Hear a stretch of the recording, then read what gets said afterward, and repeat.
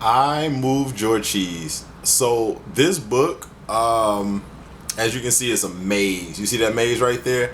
So this maze, this book talks about how life gives you a path, and this you can choose where you go and how you operate within this maze. Everyone has a path, and you know you can break out of it. You can break out of the path that people want you. So they'll take a piece of cheese, they'll put it in a certain place because that's where they want you to go. This book helps you like get out of the mindset of you have to follow the maze that someone else gives you. So I'm gonna remember I move your cheese. I'm gonna start with this chapter called Big. Remember, I just jumped into like random places in it, but all right, y'all ready? Okay. Uh, it was not his real name, but everyone called him Big. The reason was quite obvious. He was big. He was by no means the largest mouse in the maze. He was not genetically predisposed to being as large as some mice are, but he was strong. He was the strongest mouse in the maze. It was not even a contest. He was the strongest mouse any other mouse could have imagined. And he was big because he wanted to be big and because he worked at it. It is rare to see a mouse exercising. It is practically unheard of in the maze. There is no reason for it. Obtaining cheese is hardly ever a test of strength.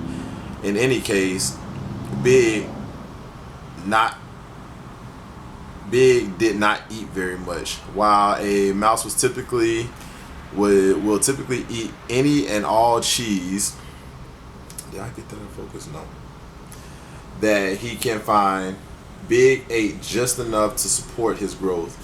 There was often cheese left on the ground after Big completed his meals. This was strange to other mice. For them, a meal was over only when there was no more cheese left to eat. Unlike others, Big never even went in search of food. He never had to do so. If he went to eat and found the cheese had been moved, he wasn't bothered. His daily workout involved enough running through the maze that he invariably ran into new piles of cheese every few hours. On the rare occasion that he did not find any cheese, he would simply not eat. His friends would ask him, "Why don't you go look for cheese today?" He would reply plainly, "That's not the game I'm playing." Interesting. They would go without him. So, why work so hard to build muscle? Why spend so much time exercising? Why, brother? What was the purpose? Big had been asked these questions his entire life. Usually he did not provide an answer. When he did, he would state simply, "I am the purpose." No one bothered asking him what that meant. Big was content. He had discovered what made him happy, and he did exactly that. He did not care if others understood. It did not matter if others would find no happiness in his pursuit. This was for him. For other mice, it would be different. And that, to Big, was entirely okay. Big did not notice he was in a maze.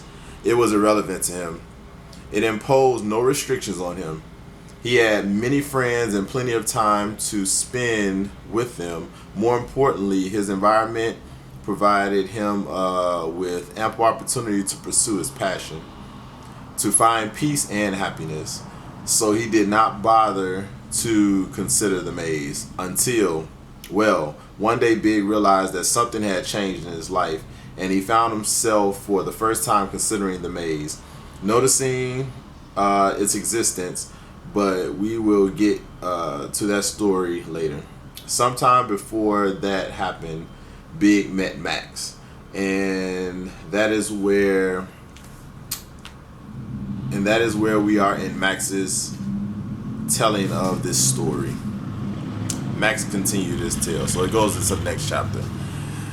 You know, when you're down a lot of time we fall into the path that we don't want to be in, but you really just don't have to. So read this book. It's very interesting. It's a short read. I moved your cheese.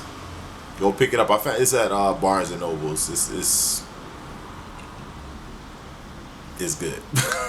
I'll see y'all with another book later.